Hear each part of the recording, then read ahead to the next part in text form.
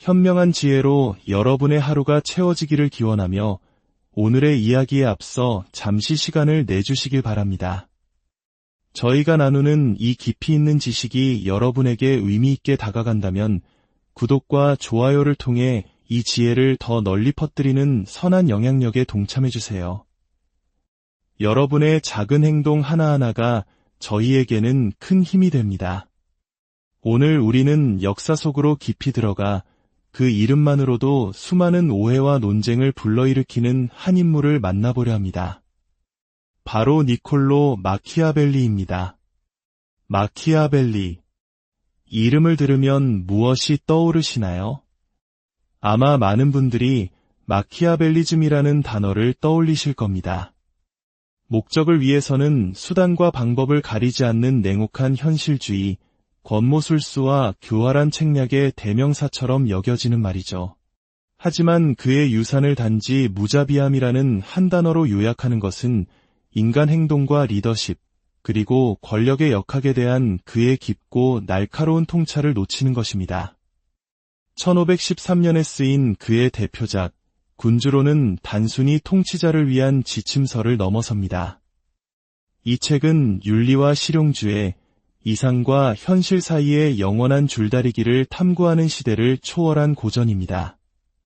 흔히 폭군을 위한 설명서라고 비난받지만 군주론의 핵심은 사실 인간 조건에 대한 냉철한 분석에 있습니다.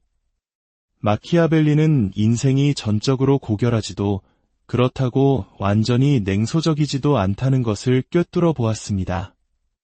그것은 상충하는 힘 사이의 섬세한 춤과 같다고 생각했죠. 그는 선과 악이라는 단순한 이분법에 도전하며 리더십과 인생에서의 성공은 인간 본성의 복잡성과 의사결정이 이루어지는 상황적 맥락에 대한 예리한 인식을 필요로 한다고 주장했습니다. 그렇다면 500년도 더 지난 오늘날 왜 우리는 여전히 마키아벨리를 이야기해야 할까요? 우리가 사는 세상은 그가 글을 썼던 르네상스 시대 이탈리아만큼이나 복잡하고 예측 불가능하기 때문입니다. 우리는 도시 국가 간의 위험한 정치 개입을 하지는 않지만 급격한 기술 변화, 전 지구적 위기, 그리고 끊임없이 진화하는 사회 규범이라는 또 다른 종류의 불안정성에 직면해 있습니다. 이러한 환경에서 사람들을 이끌고 영향력을 행사하며 번영하기 위해서는 원칙과 실용주의 사이의 균형이 필요합니다. 이는 수세기 전 마키아벨리가 탐구했던 바로 그 균형과 다르지 않습니다. 마키아벨리 철학의 중심에는 강력한 진실이 자리 잡고 있습니다. 친절과 도덕성은 분명 미덕이지만 그것들은 반드시 현실주의와 전략으로 단련되어야 한다는 것입니다. 그의 관점에서 그저 착하기만 한 것으로는 성공이나 생존을 보장할 수 없습니다. 인간 본성의 어두운 측면, 즉 이기심, 야망, 기만과 같은 것들을 이해하고 그것들을 효과적으로 헤쳐나가는 법을 배워야만 합니다. 이것은 친절이나 진실성을 버리라는 의미가 아닙니다. 오히려 종종 친절하지도 공정하지도 않은 세상에서 목적과 지혜를 가지고 그것들을 사용하라는 뜻입니다. 이러한 관점에서 볼 때 군주론은 정치 논문을 넘어 인간 경험 그 자체를 이해하기 위한 안내서로 변모합니다.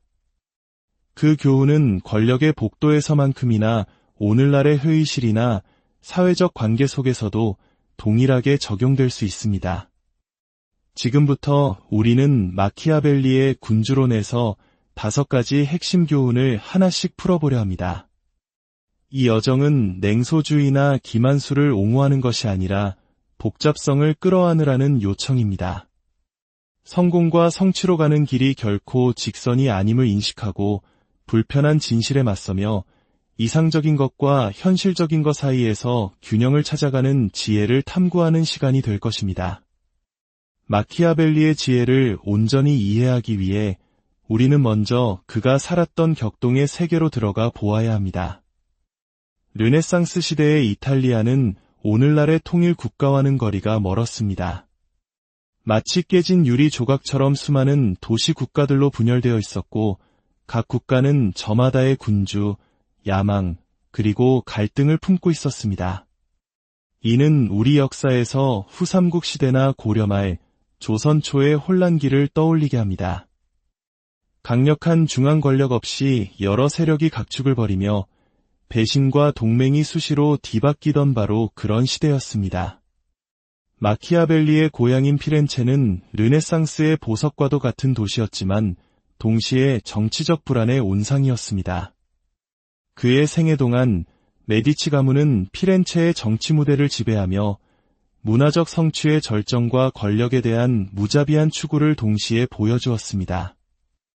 마키아벨리 자신은 메디치 가문이 잠시 추방되었던 드문 시기에 피렌체 공화국의 외교관이자 서기관으로 봉직했습니다. 이 역할 속에서 그는 통치자들이 불안정한 환경 속에서 통제력을 유지하기 위해 사용하는 잔인하고 실용적인 전략들을 직접 목격했습니다. 그러나 1512년 모든 것이 변했습니다. 메디치 가문이 권력을 되찾고 공화국을 전복시킨 것입니다. 마키아벨리는 직위에서 쫓겨나고 투옥되었으며 심지어 음모 혐의로 고문까지 당했습니다. 정치 무대에서 완전히 버림받은 것이죠. 그가 군주론을 쓴 것은 바로 유배와 개인적 절망의 시기였습니다. 이 책은 그의 정치 철학을 반영하는 동시에 메디치 가문의 환심을 사서 다시 한번 기회를 얻고자 하는 간절한 호소이기도 했습니다. 이처럼 군주론은 결코 탁상공론이 아닙니다. 이탈리아 반도가 내부 분열뿐만 아니라 프랑스, 스페인과 같은 외세의 끊임없는 위협에 시달리던 시대의 절박함이 고스란히 담겨 있습니다. 생존하기 위해 지도자들은 적응력이 뛰어나고 교활하며 무엇보다 현실적이어야 했습니다. 따라서 우리는 마키아벨리를 냉소주의자가 아닌 철저한 현실주의자로 보아야 합니다. 그는 권력의 작동 방식을 이해하고 그것을 효과적으로 사용하는 방법에 대한 지침을 제공하고자 했습니다. 그에게 있어 목적이 수단을 정당화한다는 말은 그가 윤리관이 없어서가 아니라 혼돈의 세계에서 국가의 생존과 안정이라는 목적을 위해서는 때로는 어려운 선택이 필요하다고 믿었기 때문입니다. 이제 이 역사적 배경을 마음에 품고 그의 첫 번째 교훈으로 들어가 보겠습니다. 첫 번째 교훈, 인간 본성의 이중성을 직시하라. 마키아벨리의 가장 심오한 통찰 중 하나는 인간 본성에 대한 이해에 있습니다. 그는 인류를 이상주의의 렌즈가 아닌 그 복잡성을 꿰뚫는 예리한 시선으로 바라보았습니다. 군주론에서 그는 이렇게 단언합니다. 인간이란 은혜를 모르고 변덕스러우며 위선적이고 위험은 피하려 하고 이익에는 눈이 어둡다. 이 말은 혹독하게 들릴 수 있지만 마키아벨리의 시각이 전적으로 비관적인 것만은 아닙니다. 그는 충성심, 관대함, 희생과 같은 미덕의 가능성을 인정합니다. 하지만 이러한 특성들이 모든 상황에서 우세할 것이라고 섣불리 가정해서는 안 된다고 경고합니다. 그의 메시지는 간단하지만 심오합니다. 세상을 성공적으로 헤쳐나가기 위해서는 인간 본성의 이중성, 즉 미덕과 악덕의 공존을 이해하고 받아들여야 한다는 것입니다. 이는 동양 철학에서 오랫동안 논의되어 온 성선설과 성악설의 대립을 떠올리게 합니다. 맹자는 인간의 본성이 선하다고 보았고 순자는 악하다고 보았습니다. 마키아벨리는 이 둘 중 하나를 선택하는 대신 한 사람 안에 선과 악이 모두 잠재되어 있으며 상황에 따라 어느 한쪽이 발현될 뿐이라고 본 것에 가깝습니다.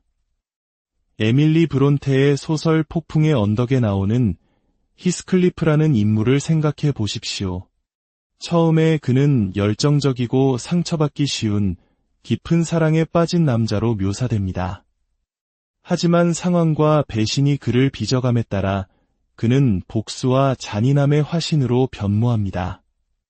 그의 이야기는 외부 사건이 어떻게 인간 본성의 어두운 측면을 끌어낼 수 있는지를 보여주며 우리 안에 미덕과 악덕이 모두 존재하며 환경에 의해 활성화되기를 기다리고 있다는 마키아벨리의 주장을 강조합니다. 리더십의 영역에서 이 교훈은 매우 중요합니다.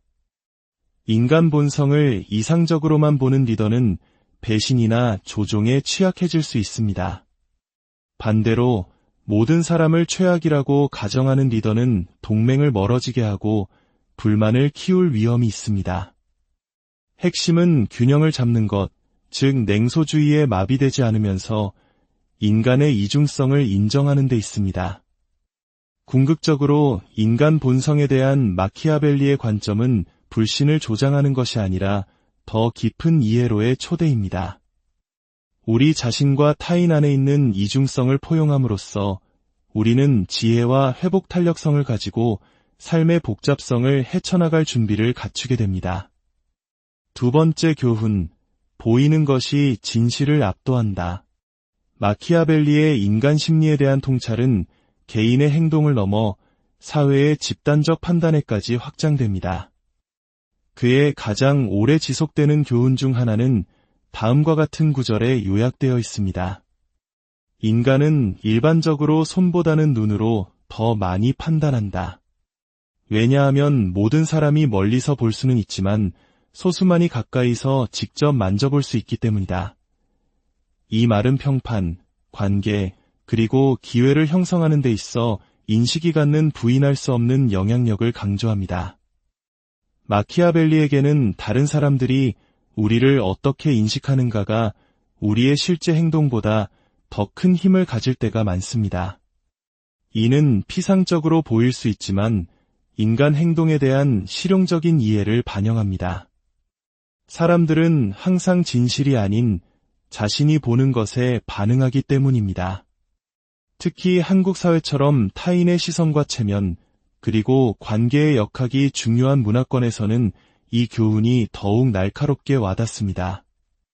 우리는 보여주는 것의 힘을 일상에서 경험하며 살아갑니다. 에이브러햄 링컨을 예로 들어봅시다. 그는 재임 기간 동안 끊임없는 비판에 직면했지만 확고한 도덕적 지도자로서의 대중적 이미지를 신중하게 구축했습니다.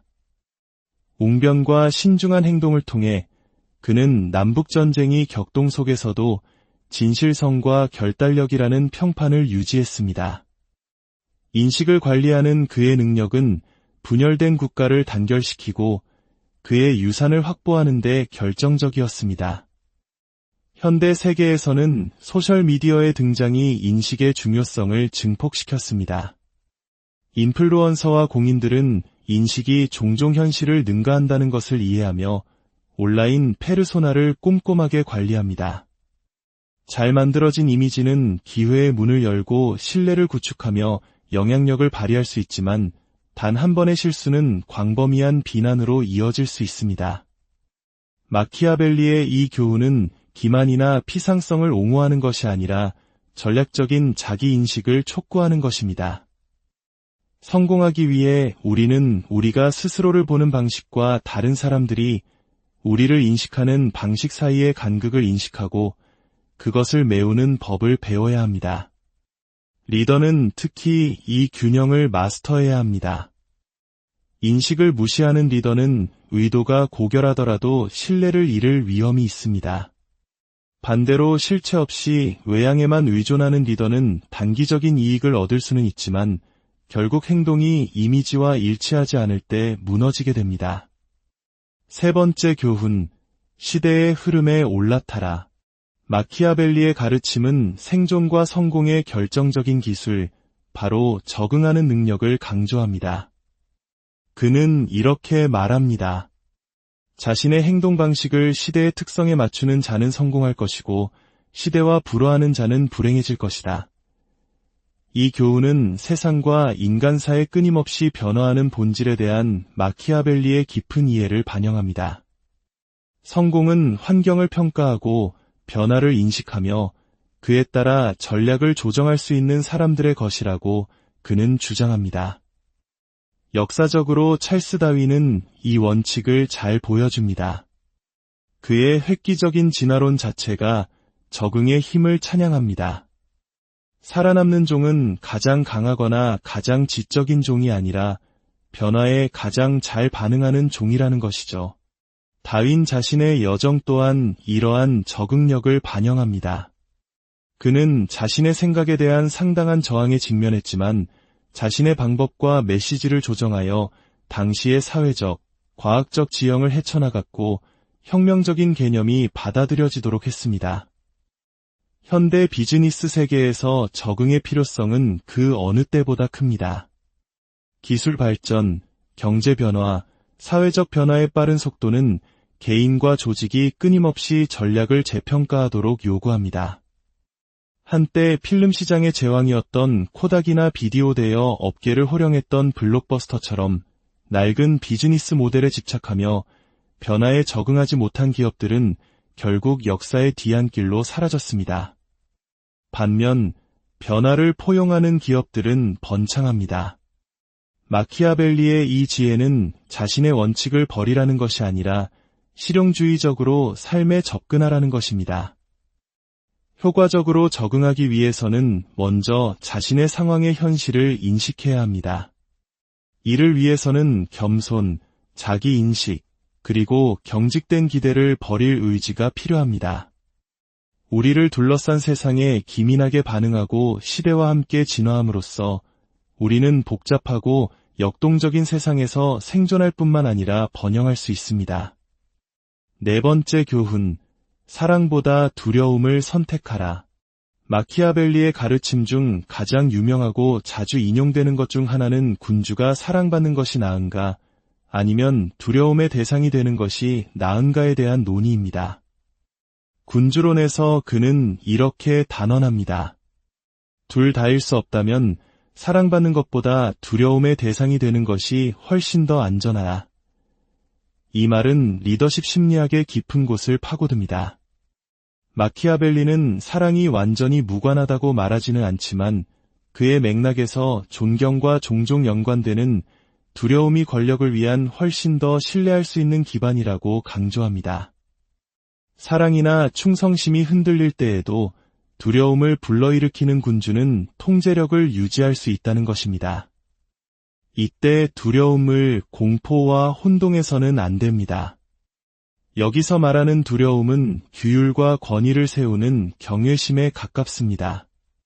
실제로 마키아벨리는 지도자가 증오의 대상이 되는 것은 피해야 한다고 강력하게 경고합니다. 증오는 권위를 침식하고 반란으로 이어질 수 있기 때문입니다. 핵심은 균형을 잡는 것, 즉 확고하고 이염 있으면서도 과도한 잔인함은 피하는 것입니다. 이 원칙은 우리 역사 속 인물들을 통해 더욱 명확하게 이해할 수 있습니다. 조선의 3대 왕, 태종 이방원을 떠올려 보십시오. 그는 왕자의 난을 통해 형제들을 죽이고 왕위에 오르는 등 신하들에게 두려움의 대상이었습니다. 하지만 그의 강력한 리더십과 냉철한 결단력은 조선 왕조의 기틀을 튼튼히 다졌고 이후 세종대왕이라는 위대한 성군이 등장할 수 있는 발판을 마련했습니다. 그는 사랑받는 군주는 아니었을지 몰라도 그의 권위와 결단력은 존경과 복종을 이끌어냈습니다. 반면 모든 백성의 사랑을 받았던 세종대왕 역시 필요할 때는 단호한 결정을 내리는 군주의 위엄을 잃지 않았습니다. 현대의 기업 환경에서도 마찬가지입니다. 단순히 좋은 사람이 되려고만 하는 리더는 권위를 유지하거나 어려운 결정을 내리는데 어려움을 겪을 수 있습니다. 반면 일관성, 공정성, 그리고 비전을 통해 존경을 받는 리더는 충성스럽고 생산적인 팀을 만듭니다. 그 존경은 모든 사람과 친구가 되려는 시도에서 오는 것이 아니라 필요할 때 어려운 결정을 내릴 수 있는 능력과 명확한 방향 제시에서 비롯됩니다. 다섯 번째 교훈, 선함은 현실주의와 공존해야 한다. 마키아벨리는 종종 냉소주의자나 무자비한 정치 전략의 옹호자로 인식되지만 그는 선함이라는 개념 자체를 거부하지 않습니다. 대신 그는 갈등하는 이익과 가혹한 현실로 가득 찬 세상에서 선함을 순진하게 적용하는 것에 대해 경고합니다. 그는 이상주의와 현실적 고려사항의 균형을 맞출 필요성을 인식하는 실용적인 형태의 선함을 옹호합니다. 그는 이렇게 썼습니다. 현명한 사람은 자신의 선함이 이용당하도록 내버려두지 않는다. 이것이 마키아벨리 철학의 핵심입니다. 선함은 전략적으로 사용되어야 합니다. 미덕을 지키려는 이상은 이상주의가 가진 잠재적 위험에 대한 이해로 단련되어야 합니다. 극단적으로 추구되는 선함은 개인을 조종이나 배신에 취약하게 만들 수 있습니다. 하퍼리의 소설 앵무새 죽이기에 나오는 에티커스 핀치 변호사는 이러한 실용적 선함의 문학적 예시입니다. 그는 인종차별이 만연한 미국 남부에서 부당하게 범죄 혐의를 받은 흑인을 변호합니다. 그의 행동은 심오한 도덕적 신념과 정의감을 보여줍니다. 그러나 에티커스는 또한 편견과 불의에 깊이 빠진 사회에서 선함이 가진 한계를 이해합니다. 그는 이상주의와 현실주의를 혼합하여 이러한 복잡성을 헤쳐나가며 편향된 시스템에서 자신의 의뢰인이 직면한 도전을 알면서도 정의를 옹호합니다. 마키아벨리의 조언은 선함만으로는 삶의 복잡성을 헤쳐나가기에 불충분하다는 것을 강조합니다. 때로는 동정심과 이상주의를 우선시해야 할 때와 현실에 기반한 결정을 내려야 할 때를 이해하는 것이 핵심입니다. 이상적인 선함의 한계를 인식함으로써 우리는 개인적 및 직업적 삶 모두에서 지속 가능한 성공으로 이끄는 더 나은, 더 정보에 입각한 결정을 내릴 수 있습니다. 결론, 순진함과 냉소주의 사이, 중용의 길 마키아벨리의 교훈은 단순히 권력 정치를 위한 지침이 아니라 인간 본성에 대한 심오한 성찰입니다. 그의 메시지는 우리에게 단순한 극단을 버리고 이상주의와 실용주의 사이에서 균형을 잡으라고 도전합니다. 우리가 탐구한 5가지 교훈은 시대를 초월합니다. 인간 본성의 이중성, 인식의 힘, 적응의 필요성, 사랑보다 존경의 가치, 그리고 선함과 현실주의의 공존. 이 모든 개념은 오늘날의 세계에서도 깊은 울림을 줍니다. 결국 마키아벨리의 작업은 통치자를 위한 설명서 그 이상을 제공합니다. 그것은 우리가 인간 행동의 복잡성, 권력의 본질, 그리고 이상과 현실 사이의 균형을 더 잘 이해할 수 있는 렌즈를 제공합니다. 이러한 교훈을 받아들임으로써 우리는 더 강하고 회복력 있는 관계를 구축하고 더 나은 결정을 내리며 더 큰 효과를 발휘하는 리더가 될 수 있습니다. 마키아벨리가 던지는 질문은 결국 우리 자신을 향합니다. 우리는 불완전한 세상에서 어떻게 선하게 살 것인가? 우리의 이상을 지키면서 동시에 현실의 도전에 어떻게 효과적으로 대처할 것인가? 그의 지혜는 우리에게 냉소주의에 빠지지 않으면서도 결코 순진해져서도 안 된다는 것을 가르쳐줍니다. 선함과 현실의 가혹한 진실 사이에서 벌어지는 섬세한 춤을 항상 마음에 새기면서 지혜와 용기, 그리고 전략적 사고로 우리 삶을